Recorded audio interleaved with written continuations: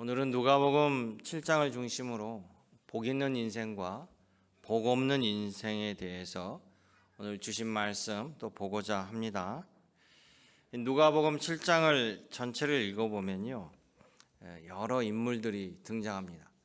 그 중에 핵심적인 인물 5사람이 등장하는데요. 첫째는 로마의 백부장이라는 군대 장교, 두 번째는 나인성의 과부, 셋째는 세례 요한, 그리고 넷째는 바리새인 시몬이라는 사람, 그리고 다섯 번째 사람은 예수님의 발에 향유를 부어준 죄인 여인이 등장합니다. 이 모든 사람들은 예수님을 만났습니다. 예수님을 중심으로 어떤 사람은 예수님을 끝까지 구주로 믿고 살아갔고, 어떤 사람은 예수님을 의심하고 거부하는 모습을 보여줍니다. 자, 이와 같은 반응이요, 인생의 갈림길을 만듭니다. 예수님을 영접하고 끝까지 함께 가는 사람, 복 있는 인생길이 되고, 예수님을 거부하는 인생은 복 없는 인생으로 나누게 된다는 거예요. 예수님 때문에 은혜를 받은 사람이 있는 반면에 또 예수님 때문에 실족하고 거부하는 자의 모습도 보여줍니다.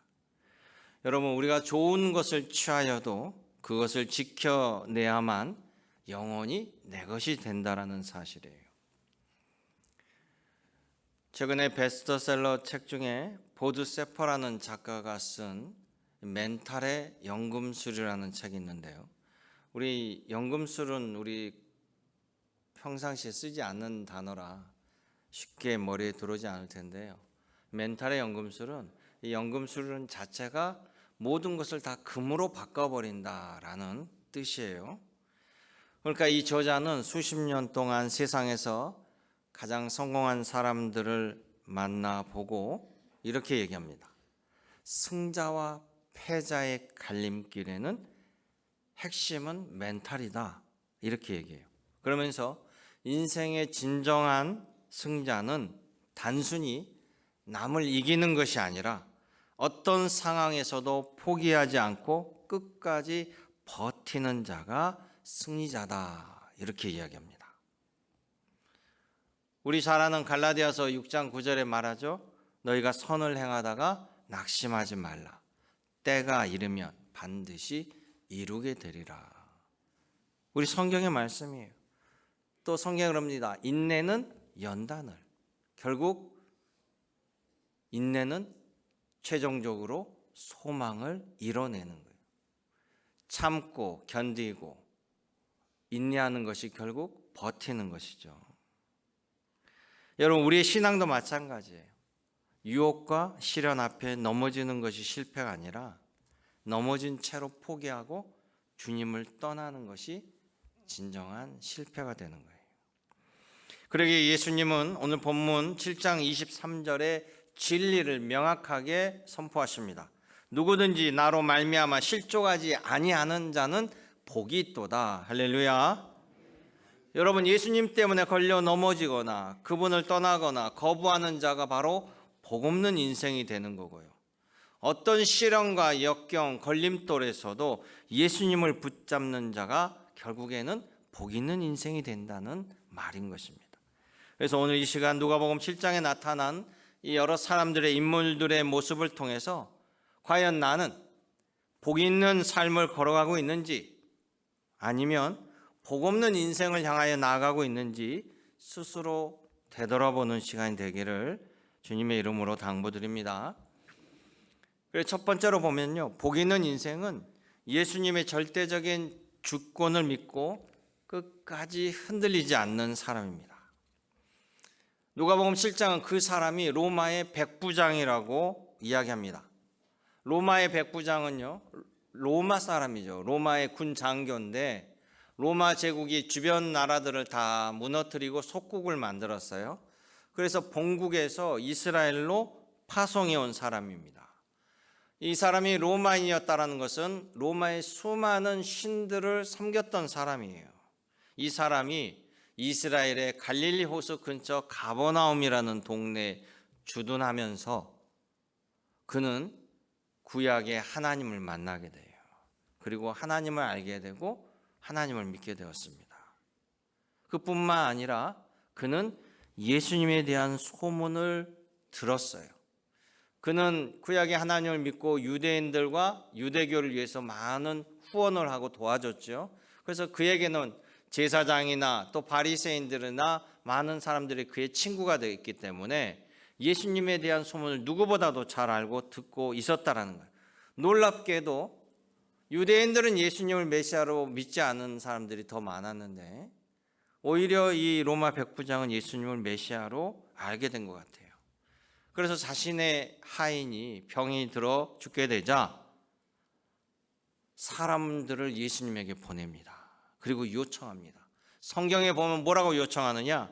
주여, 내 집에 들어오는 것을 나는 감당하지 못하겠나이다. 다만 말씀만 하여 주시면 내 하인이 낫게 되리라. 할렐루야.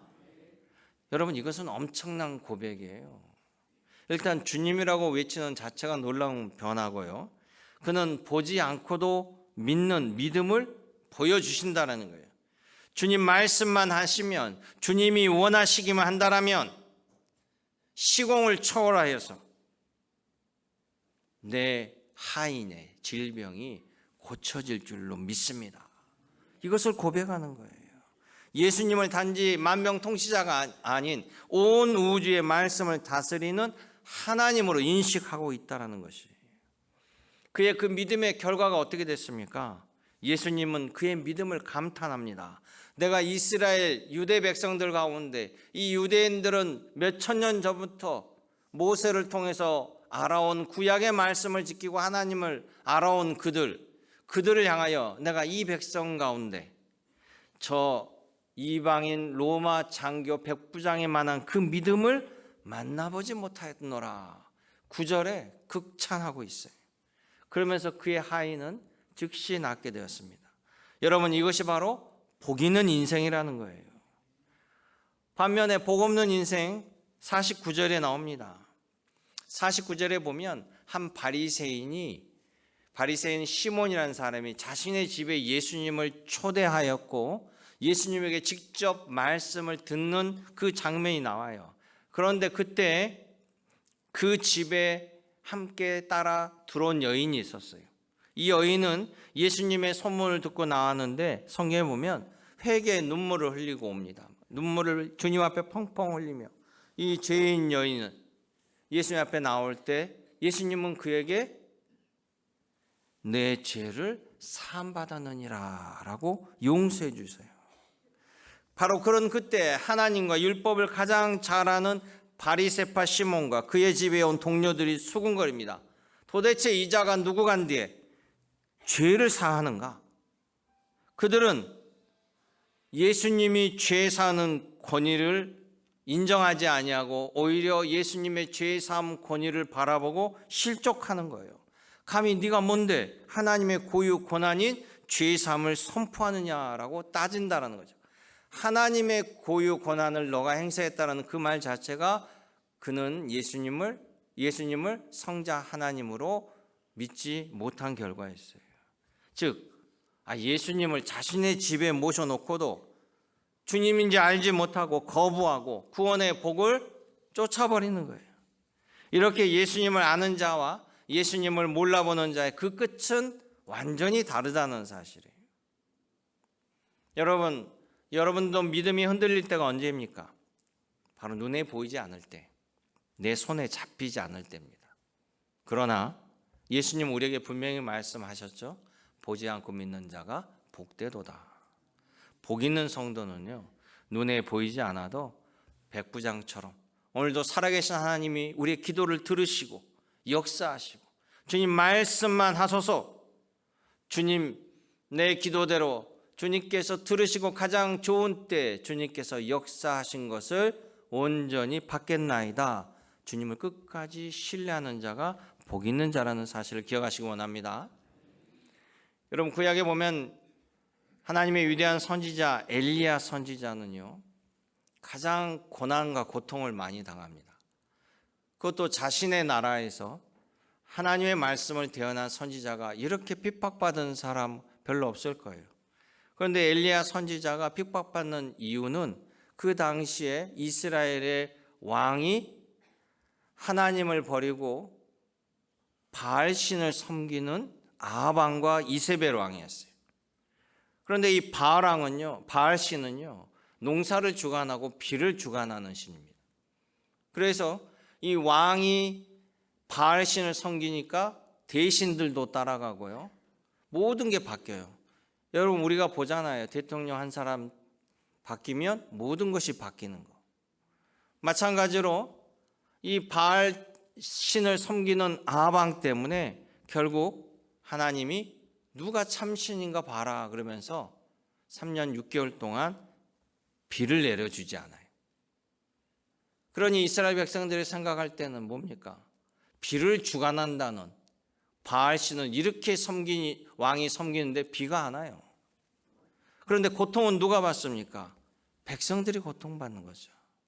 그래서 이 엘리야 선지자가 3년 6개월 뒤에 주님께 비를 내려달라고 간절히 중보기도 합니다. 그는 갈멜산에 올라갑니다. 갈멜산 정상에 올라가서 주님이 나의 중보기도에 들어 역사하여 주실 것을 믿고 열심히 기도하고 산에 올라가서 봅니다. 아무것도 보이지 않고 그냥 쨍쨍한 구름 한 점 없는 하늘입니다. 다시 내려와서 또 산기도를 합니다. 한참을 기도하고 산에 올라가 정상을 봅니다. 아직도 쨍쨍합니다. 무려 7번이나 간절히 기도한 후에 자기의 시종에게 물어보죠. 자, 하늘을 봐라, 어떠냐? 엘리사 선지자님이요, 저쪽 끝에 손바닥만한 구름이 하나 보이는데요. 그랬더니 이제 됐다.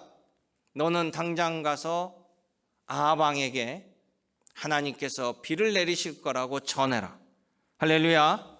그의 믿음대로 하늘에 비가 쏟아지며 가뭄이 해결되고 멈췄습니다. 여러분, 의심의 기도는 역사함이 없어요. 의심은 믿음을 무너뜨려요. 주님의 말씀을 믿으시길 원합니다. 주님은 여러분들을 고아처럼 버려두지 않는다라고 말씀하셨습니다. 여러분이 사망의 음침한 골짜기를 다닐지라도 그곳에 주님이 함께 하신다는 사실을 기억하시기 원합니다. 베드로가 예수님을 바라보고는요, 풍랑이 있는 바다 위를 걸었습니다. 그런데 어느 정도 걷다가 바다를 쳐다보면서 순간 두려움에 휩싸입니다. 주님보다는 바다를 바라보며 의심하는 그 순간 베드로는 물에 빠졌다라는 거예요. 인생은 환경이 아니라 우리 주님의 말씀을 끝까지 붙드는 사람이 복이 있는 인생이 된다는 사실을 결코 잊지 마시고 모두가 굳건한 믿음으로 나아가시는 여러분 되시기를 주님의 이름으로 당부드립니다. 두 번째, 복이 있는 인생은요, 예수님의 일하는 방식을 신뢰하고 흔들리지 않습니다. 오늘 본문을 보면 안타까운 인물이 세례 요한이에요. 이 세례 요한은 예수님의 오실 길을 열어주는 사람이었어요. 예수님을 향하여 자신의 제자들에게 저분이 바로 하나님의 어린 양이다. 나는 저분의 신을 들고 서 있기도 미약한 존재라고 고백했던 사람이에요. 그런데 그가 헤로드 왕의 핍박을 당하며 감옥에 갇혀서 고통을 당합니다.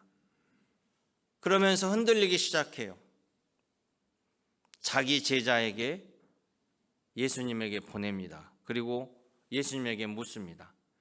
오실 그분이 당신입니까?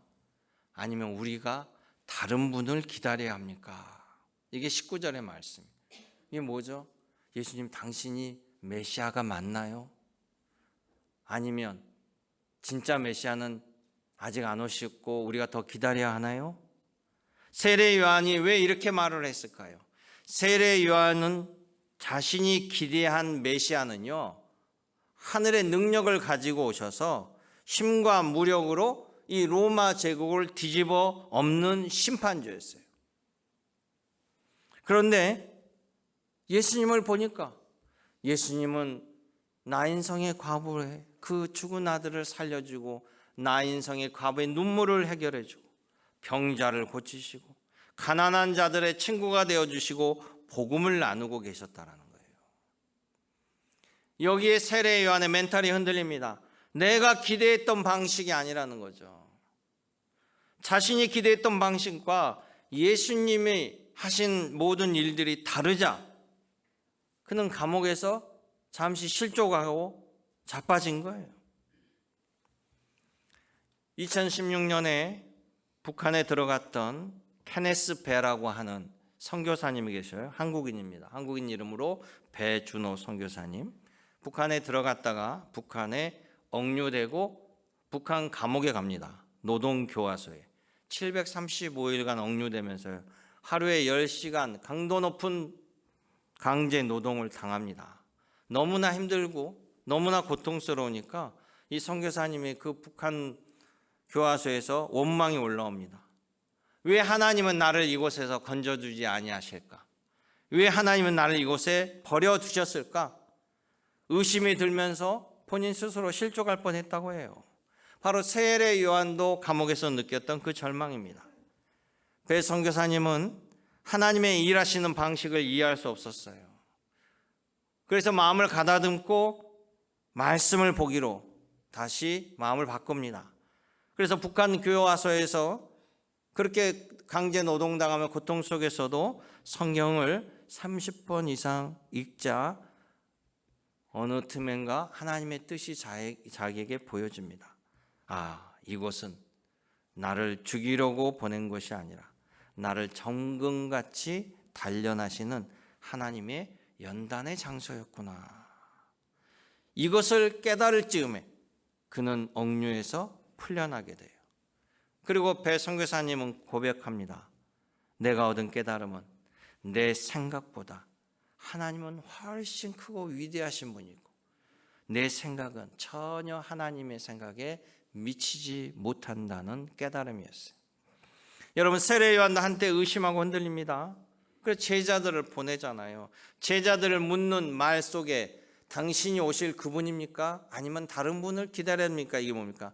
예수님이 메시아라면 왜 당장 심판하지 않습니까? 왜 나는 아직도 감옥에 있는데 헤롯 왕은 아직도 떵떵거리고 로마 제국은 아직도 그대로입니까? 왜 세상은 바뀌지 아니합니까? 왜 세상은 잘 먹고 잘 사는 것 같은데 주님의 일을 향하고 주님의 말씀대로 살아가는 나는 고난과 역경이 끊이지 않습니까? 이런 외침과 마찬가지예요. 이런 세례 요한에게 예수님은 22절에 말씀합니다. 7장 22절을 보세요. 너희가 가서 보고 들은 거를, 이건 세례 요한 제자들에게 말씀한 거예요. 너희가 나에게 보고 들은 모든 것을 세례 요한에게 알리되 맹인이 보고 못 걷는 사람이 걸으며 나병 환자가 깨끗함을 받으며 귀먹은 사람이 들으며 죽은 자가 살아나며 가난한 자에게 복음이 전파된다 하라. 아멘. 이 말을 전하라는, 이 말이 뭡니까? 이 말이 곧 이사야 선지자가 예언한 메시아의 모습이에요. 그리스도께서 은혜로운 방식으로 지금 현재 일하고 계시다라는 것을 보여주는 말씀이에요. 그러면서 예수님은 23절에 얘기하죠. 누구든지 나로 말미암아 실족하지 아니한 자는 복이 있도다. 할렐루야. 어제도 오늘도 내일은 동일하신 하나님이에요. 하나님은 동일한 마음을 가지고 우리를 향하십니다. 그런데 우리가 변덕스러운 거예요. 우리가 어느 때는 하나님 감사합니다 눈물을 펑펑 흘렸다가 어느 때는 하나님 이럴 수 있습니까? 하나님 저를 왜 예면합니까? 하나님은 여전히 그 자리에서 동일하게 나를 사랑하는데 우리가 하나님 앞에 초친 세배가 됐다가 굳건한 베드로가 됐다가 가룟 유다가 됐다가 우리가 온전히 서 있지 못하는 거예요. 여러분, 우리도 하나님 왜 이 방식으로 일하십니까? 왜 내가 원하는 방식대로 움직이지 않습니까? 왜 하나님은 나의 응답만 더디 하십니까? 의심합니까? 그러나 복 있는 인생은요, 내 판단을 내려놓는 겁니다. 그리고 하나님의 하실 일이 선하심을 믿고 끝까지 신뢰하며 인내하며 버티는 자입니다. 극심한 고난을 당했던 욥을 보십시오. 욥은 어땠습니까? 끝까지 버팁니다. 끝까지 하나님을 신뢰합니다. 심지어 가장 가까웠던 자기의 아내도 욥의 고난을 바라보면서 끝까지 하나님을 배신하지 않자 오히려 화를 내죠. 하나님을 욕하고 죽으라고까지 맹저주를 퍼붓습니다. 그럼에도 욥은 실족하지 않아요. 고난 속에서도 욥은 흔들리지 않습니다. 결국 그는 마지막에 갑절의 복을 받는 복 있는 인생을 살아갑니다. 여러분들이 이 원리를 따르시기를 주님의 이름으로 당부드립니다. 마지막 세 번째로는요, 복 있는 인생은 신앙의 시선이 나에게 향해 있으나 복 없는 인생은 신앙의 시선이 남을 향해 있다라는 거예요. 중요한 건 나에게 향해야 됩니다. 누가복음 7장에 보세요. 마지막 장에 보면 바리새인의 집에서 벌어진 사건이 36절에부터 나오기 시작해요. 거기 보면 바리새파 시몬이라는 사람 집에 벌어진 사건입니다. 이 바리새파 시몬은 뭡니까? 오늘 이 누가복음 7장 전체를 보면 가장 복 없는 사람이에요. 심지어 이 사람은 예수님을 자기 집으로 초대해요. 예수님을 초대해 놓고 자기가 예수님을 초대한 자기가 누구에게 우리의 눈이 향해야 됩니까? 전화가 왔네요.